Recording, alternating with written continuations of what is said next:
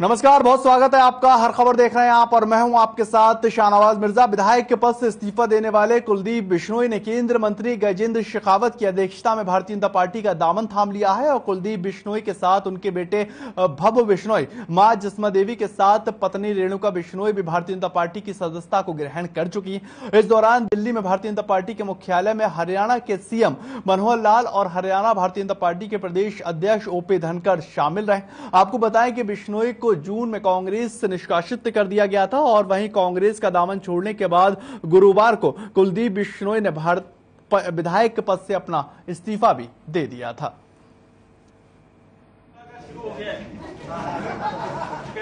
मित्रों, आज ये हर्ष का विषय है कि भारतीय जनता पार्टी का हमारा जो परिवार है इसमें और बढ़ोतरी हुई है और आज हमारे हरियाणा के नेता श्री कुलदीप बिश्नोई, जो पूर्व में जैसा हमको जानकारी है कि 2 बार ये सांसद भी रहे हैं और 4 बार विधायक भी हुए हैं।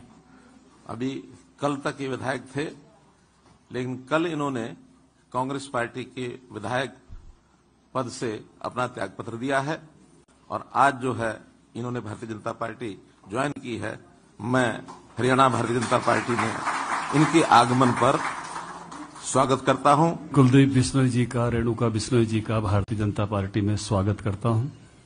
कुलदीप बिश्नोई जी के बारे में जैसे मुख्यमंत्री जी ने कहा कि वो पूरे बिश्नोई समाज के, जहां राजस्थान, गुजरात, हरियाणा के एक प्रमुख नेता हैं, उसके साथ साथ पैन हरियाणा आपकी एक अपनी पहचान है, आपके कार्यकर्ता हैं, आपके समर्थक हैं और इस नाते से जो है पार्टी को एक मजबूती इनके आने से मिलेगी। मैं अभी थोड़ी देर पहले दोड़ाराम जी, इनके भाई हैं, उनको हंस रहा था कि कुणबा इकट्ठा हो गया। के चरणों में नमन करते हुए मैं सबसे पहले धन्यवाद करना चाहूंगा आदरणीय नरेंद्र मोदी जी का, अमित शाह जी का, जेपी नड्डा जी का, माननीय मनोहर लाल खट्टर जी का, गजेंद्र सिंह शेखावत जी का, अरुण जी का, धनखड़ साहब ओम प्रकाश धनखड़ जी का, कि जिन्होंने एक साधारण से कार्यकर्ता को पूर्ण विश्वास दिलाकर एक सम्मान पूर्वक आज विधिवत रूप से मुझे भी, रेणुका को भी, आप सबको जो शामिल करने की घोषणा की, इसके लिए पुनः मैं आप सबका आभार व्यक्त करता हूं। हरियाणा की राजनीति में एक बड़ी उठापटक देखने को मिली और कांग्रेस के विधायक कुलदीप बिश्नोई ने विधायक पद से इस्तीफा देकर अब भारतीय जनता पार्टी का दामन थाम लिया। इसको लेकर हरियाणा के गृह मंत्री अनिल विज ने कुलदीप बिश्नोई का भारतीय जनता पार्टी में स्वागत किया है और उस दौरान गृह मंत्री अनिल विज ने यह कहा कि कुलदीप बिश्नोई कांग्रेस जैसी गंदी पार्टी छोड़कर आए हुए हैं और उनका भारतीय जनता पार्टी में हम तमाम लोग स्वागत करते हैं। कुलदीप बिश्नोई जी का, उन्होंने कांग्रेस जैसी गंदी पार्टी को छोड़ दिया और भारतीय जनता पार्टी में आ गया। उधर कांग्रेस के नेता राहुल गांधी के बयान के बाद सरकार विपक्ष की आवाज दबाने के लिए ईडी का इस्तेमाल कर रही है। राहुल गांधी ने इस तरह का बयान दिया है और हरियाणा के गृह मंत्री अनिल विज ने इसका जवाब दिया। अनिल विज ने कहा कि जिसने गलत काम किया हो उसको डरने की बेशक जरूरत है, लेकिन जिसने गलत काम ही नहीं किया उसको खौफजदा होने का क्या मतलब बनता है।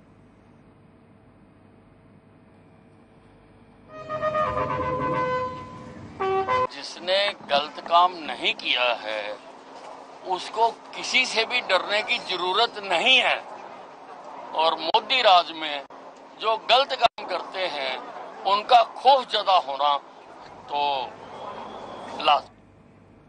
प्रदेश के कैबिनेट मंत्री देवेंद्र बबली ने चंडीगढ़ में पंचायत चुनाव और कुलदीप बिश्नोई के भारतीय जनता पार्टी में शामिल होने को लेकर बयान दिया है। उन्होंने ये कहा कि देवेंद्र बबली ने कि पंचायत चुनाव की सभी तैयारियां लगभग पूरी हो चुकी। नोटिफिकेशन के बाद इलेक्शन की डेट सितंबर में डिक्लेयर कर दी जाएगी और मीटिंग के बाद इलेक्शन कमीशन डेट का ऐलान भी करने वाला। पंचायती राज विभाग के अधिकारियों के साथ आयोग की बैठक हुई है और इसमें पदाधिकारियों से फीडबैक लिया गया है और वहीं कुलदीप बिश्नोई पर बोलते हुए देवेंद्र बबली ने कहा कि कुलदीप बिश्नोई ने जो फैसला लिया है वो सोच समझ के ही लिया है और राजनीति में जनता का साथ जरूर होना चाहिए। जनता ने उन्हें हमेशा साथ दिया है और वो हमेशा जनता के साथ रहे। वहीं विधानसभा सत्र को लेकर बोलते हुए उन्होंने कहा कि सरकार पूरी तरह से तैयार है और विपक्ष अपना काम करेगा, सरकार अपना काम करेगी। लगभग तैयारियां पूरी हो चुकी हैं और जल्दी नोटिफिकेशन के बाद, और मैंने पहले भी बोल चुका हूं कि सितंबर माह में एक्सपेक्टेड है कि चुनाव हो जाएंगे। अभी इलेक्शन कमीशन औपचारिकताएं नोटिफिकेशन के बाद पूरी करके और डेट डिक्लेयर करेगा। मुख्य सचिव संजीव कौशल ने गुरुवार को चंडीगढ़ में पीएम गति शक्ति राष्ट्रीय मास्टर प्लान के कार्यान्वयन की निगरानी के लिए गठित सचिवों के अधिकार प्राप्त समूह की बैठक की अध्यक्षता की है और उन्होंने पीएम गति शक्ति मिशन के तहत शहरी स्थानीय निकाय के साथ परिवहन विभाग और बिजली विभाग आदि को सड़कें, जल एवं सीवर लाइन के साथ साथ हाई टेंशन और ट्रांसमिशन लाइन और बस टर्मिनल और बस क्यू शेल्टर इत्यादि की डाटा लेयर के 1 महीने के अंदर अपडेट करने के निर्देश दे दिए। इसके अलावा जन स्वास्थ्य अभियांत्रिकी के विभाग को भी समुचित भूमिगत पाइपलाइन की डाटा लेयर 3 महीने के भीतर अपडेट करने के निर्देश दिए गए हैं।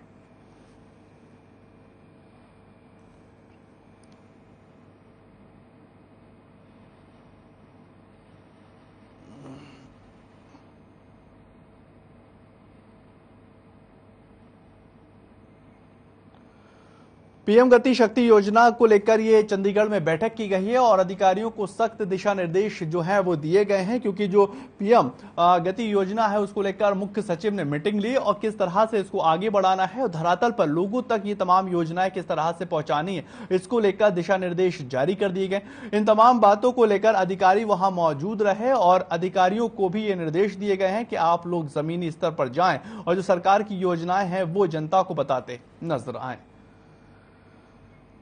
उधर शिक्षा एवं पर्यटन मंत्री कंवरपाल गुर्जर ने कहा कि हरियाणा टूरिज्म के फिलहाल निजीकरण का कोई भी इरादा नहीं है, लेकिन भविष्य में निजीकरण किया भी जा सकता। उन्होंने आगे कहा कि टूरिज्म को प्रमोट करने के लिए योजनाएं बना रहे हैं और इसी के तहत फार्म हाउस और होम स्टे पॉलिसी लाई गई। ये होटल से भी ज्यादा सस्ता पड़ेगा और लोग इसके इलाके में जाने का मौका मिलता हुआ नजर आएगा। कंवरपाल गुर्जर ने यह भी कहा कि हरियाणा में इस समय 37 फार्म हाउस और 3 होम स्टे भवन है। उन्होंने कहा कि इसमें रहने वाले पर्यटकों के आने के बाद अगले साल ये उम्मीद है कि इस संख्या में बढ़ोतरी होगी और 300 से ज्यादा ये संख्या पहुंच जाएगी।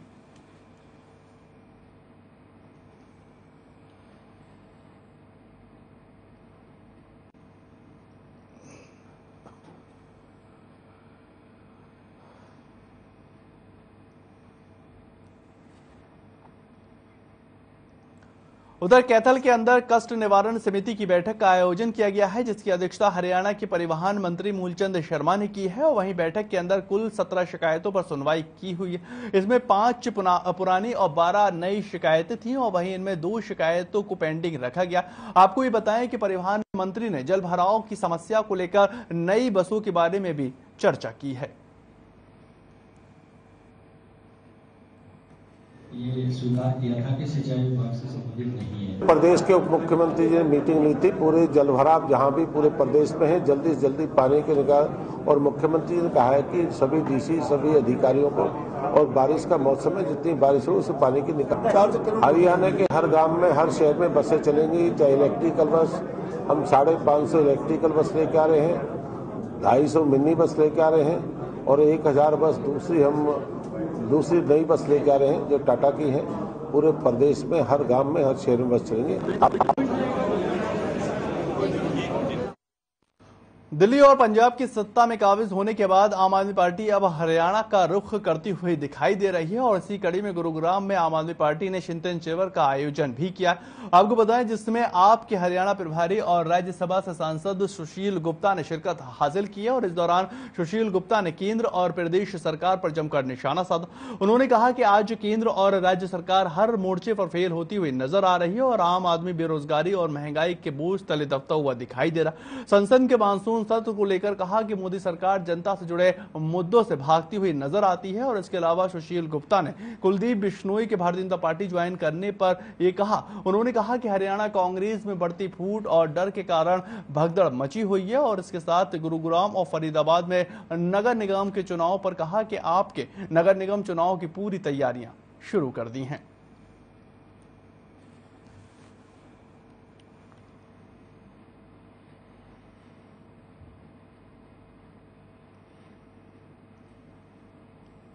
हमें होस्ट करने का मौका मिला है। यहाँ 180 कैंडिडेट्स आए हुए हैं सभी जोन्स के हरियाणा से। हमारे बहुत सेंट्रल लीडरशिप यहाँ आ रही है। सौरभ भारद्वाज जी अंदर बोल रहे हैं, सुशील जी अभी बोल के गए हैं, थोड़ी देर में संदीप पाठक जी आ रहे हैं और शाम को संजय सिंह जी भी आ रहे हैं। तो ये 2 दिन का ट्रेनिंग कैंप है। बहुत विचारधाराओं से लोग पिछले 3 महीने में लोग जुड़े हैं हाईएस्ट लीडरशिप पे। तो ये 2 डेज ट्रेनिंग कैंप है उनको ये बताने के लिए कि आम आदमी पार्टी किस तरह बनी है, किस विचारधारा की है, किस तरह आगे काम करना है। जो हरियाणा के अंदर जो नए साथी जो भारतीय जनता पार्टी, कांग्रेस या एनलो से जो हमारी पार्टी के अंदर आए हैं, उनको अपनी विचारधारा के समावेश करने के लिए उनको ट्रेनिंग सेशन लगाए जा रहे हैं। उनको हमारी आम आदमी पार्टी की नीतियों के बारे में बताया जा रहा है कि हमारी पार्टी किस तरह से काम करती है, क्या हमारी दिनचर्या है, किस तरह से लोगों से मिलना चाहिए। आज भारत के अंदर नागालैंड से गुजरात तक और कश्मीर से कन्याकुमारी तक 10 साल के अंदर सबसे जो पार्टी उभर के आई है वो आम आदमी पार्टी है। आम आदमी पार्टी पंचायत राज के चुनाव लड़ेगी, नगर निगम के चुनाव लड़ेगी, नगर पालिका के चुनाव लड़ेगी, सभी सिंबल पे लड़ेगी, फिर लोकसभा का चुनाव लड़ेगी और विधानसभा के लड़ेगी और सरकार बनाएगी। हरियाणा कांग्रेस पहले ही बीजेपी के साथ बिकी हुई है, डरती हुई बीजेपी को वोट देती है। चौटाला परिवार की वोट तो बीजेपी के ढोल में खुलती है। अब कांग्रेस के भी इस राज्यसभा के चुनाव के अंदर आपने देखा, पिछले राज्यसभा के चुनाव के अंदर देखा, 100% हरियाणा कांग्रेस दब रही है, डर रही है और इसलिए आपस में फूट है। अनुराग सर आपकी आ जाएगी।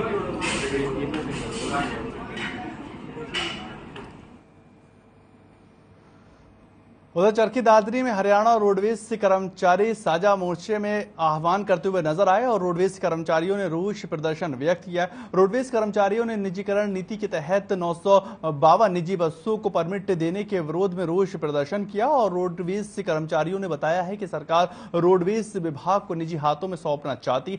इसको रोडवेज कर्मचारी बर्दाश्त नहीं करेंगे। अगर रोडवेज कर्मचारियों की मांगों पर ध्यान नहीं दिया गया तो रोडवेज कर्मचारी हड़ताल करने पर मजबूर भी हो जाएंगे।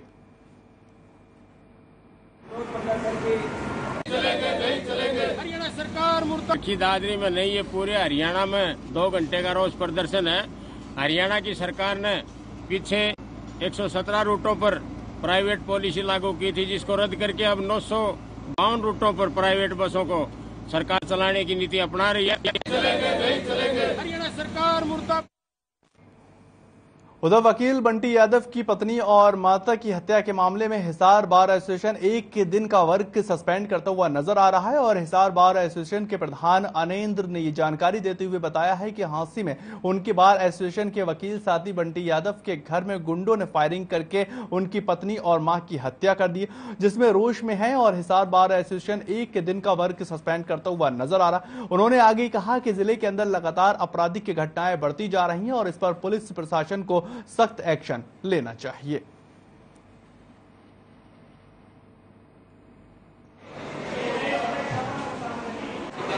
हमारे हांसी बार के वकील साहब श्री बंटी यादव जी हैं, उनके आज सुबह घर पर हमला हुआ है। उसमें उसकी जान से मारने के लिए अपराधी आए थे, जिससे वो तो बच गए, उनकी मां और उसकी घरवाली है, दोनों की हत्या कर दी। गुरुग्राम पुलिस ने लूट की वारदात को अंजाम देने वाले 3 आरोपियों को गिरफ्तार कर लिया है और इन आरोपियों ने सेक्टर 57 में रहने वाले बुजुर्ग दंपति के साथ लूट की घटना को अंजाम दिया था। बताया ये जा रहा है कि लूट का मास्टरमाइंड पहले बुजुर्ग दंपति के घर पर ही काम किया करता था, फिर उसने अपने साथियों के साथ मिलकर इस लूट की वारदात को अंजाम दिया। लूट के लिए उसने एक साथी को मुंबई भी बुलाया था और वारदात को अंजाम देकर वो आरोपी फरार हो गया था। पुलिस ने तुरंत कार्रवाई करते हुए तीनों आरोपियों को गिरफ्तार भी कर लिया है।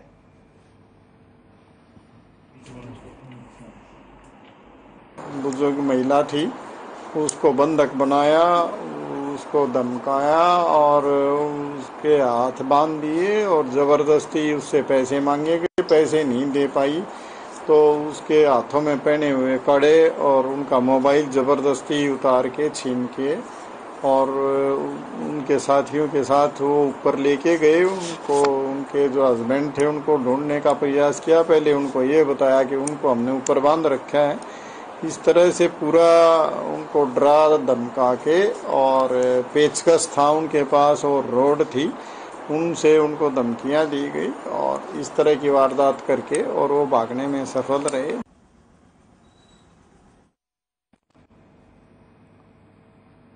साइबर सिटी के अंदर अपराधियों का खाकी को लेकर खौफ जो है वो बिल्कुल खत्म होता हुआ नजर आ रहा है और गुरुग्राम के सेक्टर 5 इलाके में हथियारबंद 3 बदमाशों ने दिन दहाड़े एक ज्वेलरी शॉप में लूट की वारदात को अंजाम दिया। मौके से फरार हो गए और बदमाशों ने ज्वेलरी शॉप से लगभग 200 से 300 ग्राम सोना और चांदी के जेवरात के साथ साथ 80,000 रुपए कैश बरामद किए और वहां से उसको लेकर फरार हुए। वारदात के बाद शॉप के मालिक ने इसकी सूचना पुलिस को दी और सूचना मिलते ही पुलिस मौके पर पहुंची और आगे की जांच में पुलिस लगी हुई है।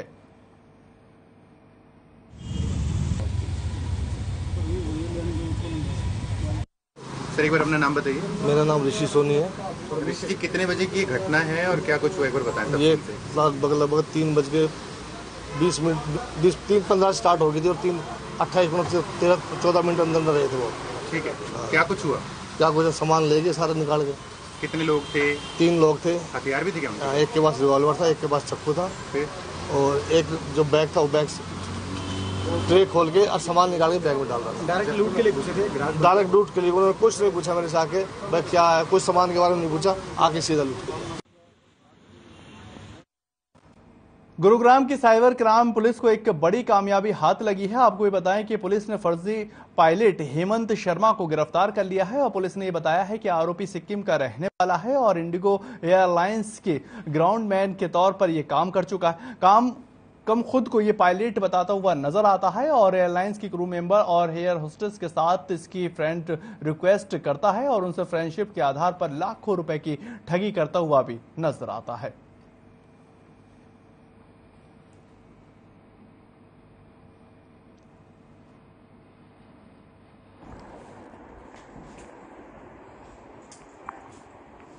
व्यक्ति जो इंस्टाग्राम पे अपने आप को पायलट बता के और वहाँ पे उसने एक ऐप के माध्यम से और काफ़ी लड़कियों के साथ दोस्ती करके और पैसे की ट्रांजैक्शन करवा ली उनसे और इस तरह से ठगी की है, जिसको हमारी साइबर SHO इंस्पेक्टर विजेंद्र के नेतृत्व में साइबर ईस्ट के SHO इंस्पेक्टर विजेंद्र के नेतृत्व में टीम ने बेहतरीन काम करते हुए और इसमें जो आरोपी था उसको गिरफ्तार करने में कामयाबी हासिल की है।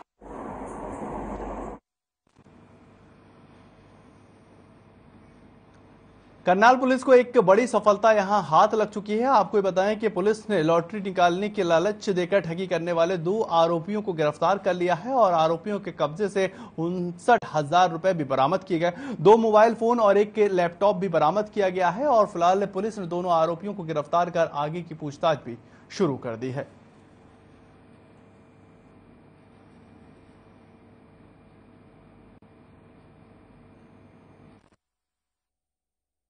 प्रवीण कुमार नाम का कंप्लेनेंट है, रामपुर नगर का रहने वाला है। इसके पास पिछले 1 साल से 2 व्यक्ति लगातार फोन कर रहे थे, लॉटरी के नाम पर धोखाधड़ी से इसके पास पैसे लिए थे। लगभग 1,29,000 रुपये पिछले 1 साल से इन्होंने लॉटरी के नाम पे और फिर लॉटरी के बाद इंश्योरेंस करने के नाम पर इससे धोखाधड़ी करके और ऑनलाइन इनसे ट्रांजैक्शन करवाते रहे। उसके बाद इसने हमारे पास FIR लॉग करवाई थी। उसके बाद हमने इन्वेस्टिगेशन की तो हमारे पास ऑन रिकॉर्ड जो चीज हमने रिकॉर्ड लेकर 2 आदमियों को अरेस्ट किया।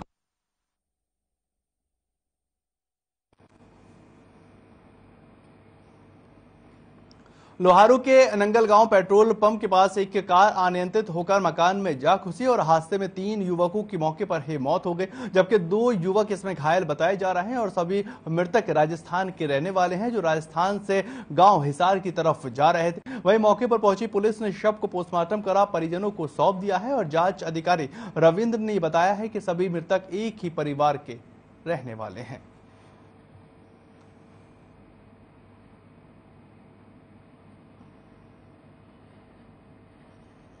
पेट्रोल पंप के पास एक स्विफ्ट गाड़ी का एक्सीडेंट हो गया है, तो इसी इत्तला पर तुरंत मैं मेरे साथियों के साथ मौके पर पहुंचा। मौके पर पहुंच के देखा तो एक व्यक्ति की जो है ना डेड बॉडी मौके पर एक की मौत हो गई। 2 को वहां से सरकारी हॉस्पिटल लेके जा रहे थे, जिनकी दोनों की उनकी भी बाद में मृत्यु हो गई। आपका शुभ नाम? मैं HC रविंद्र कुमार, चौकी चढ़कला। कितने व्यक्ति थे सर? उसमें टोटल 5 थे, एक ही परिवार के थे।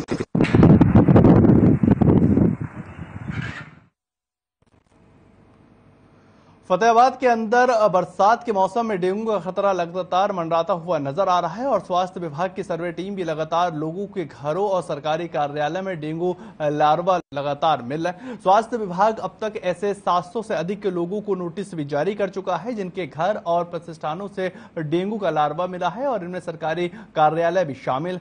डेंगू को रोकने और लोगों को डेंगू के प्रति जागरूक करने के लिए स्वास्थ्य विभाग की टीमें पूरे जिले में घर घर जाकर सर्वे अभियान करती हुई नजर आ रही हैं।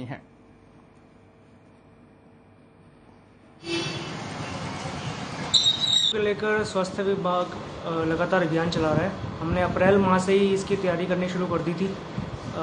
हमारे हर महीने की 1 से लेकर 10 तारीख तक फीवर मास सर्वे वगैरह किया जाता है। अप्रैल माह से शुरू कर दिया गया था और अभी बरसाती मौसम को देखते हुए हमने स्पेशल 20 ब्रीडिंग चेकर्स लगाए हैं उच्च अधिकारियों से जो हमें सैंक्शन प्राप्त हुई है।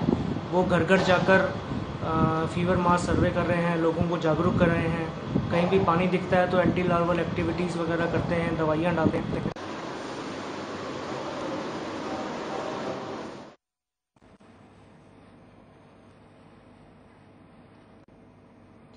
इंद्री हल्की की गांव भातसुहा में नदी शाखा के हालात बद से बदतर होते हुए नजर आ रहे हैं, लेकिन प्रशासन इसकी ओर कोई भी ध्यान देता हुआ नजर नहीं आ रहा। यहां तक कि यहां पर लगी हुए कर्मचारियों को पिछले 5 महीने से वेतन भी नहीं मिला है, जिससे नाराज होकर उन्होंने प्रशासन के खिलाफ जमकर प्रदर्शन भी किया।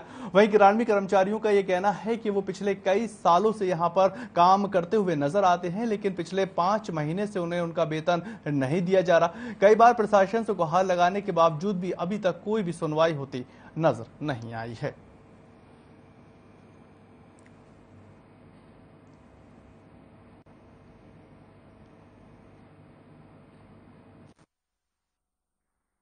यहाँ 10 बंदे हैं जिनके यहाँ और जी एक महीने जगह और 2 रात की ड्यूटी पे वहाँ किसी की भी तनख्वाह नहीं मिल रही जी।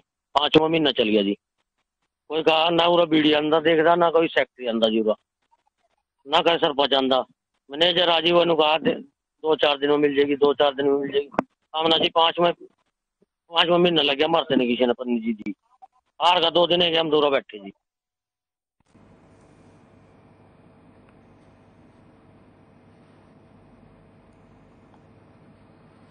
चलिए फिलहाल इस बुलेटिन में इतना ही। ताज़ा खबरों के लिए आप लगातार बने रहें हर खबर के साथ।